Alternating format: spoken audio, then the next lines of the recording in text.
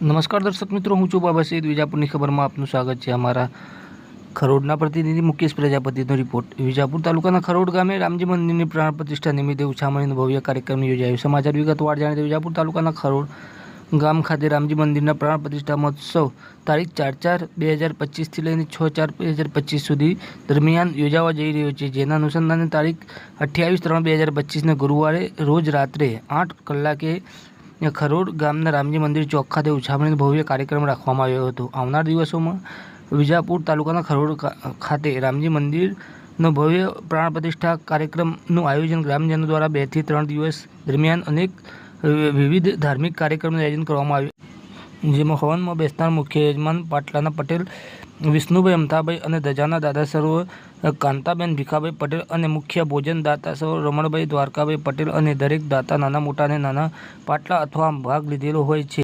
આ પ્રસંગે વિજાપુરના કલાકાર અજય બારોટ તથા શાસ્ત્રી હાર્દિક ભટ્ટ મંડાલીવાળા દ્વારા અને રામજી મંદિરના ટ્રસ્ટ પ્રમુખ ભાવિનભાઈ પટેલ અને મંત્રી અશ્વિનભાઈ પટેલ અને ખજાનચી મનુભાઈ પટેલ, કારોબારી સભ્ય અને પૂર્વ જિલ્લા પ્રમુખ નીતિનભાઈ સિંહ પટેલ આ કાર્યક્રમમાં ખાસ હાજરી આપી હતી. જેમાં ખરોડ ગાયત્રી પરિવારના રમણભાઈ પટેલ અને ગામથી નાની મોટી દીકરીઓ અને આજના પ્રસંગની ઝવેરા વાવેલા છે. રામજી મંદિર ચોકમાં અને ગામમાં મોટી સંખ્યામાં ગ્રામજનો ઉપસ્થિત રહ્યા હતા. बड़ा है तेरा नाम भोलेनाथ भोलेनाथ भोलेनाथ भोलेनाथ भोलेनाथ भोलेनाथ हे जोगी आया रे रमता जोगी रे आया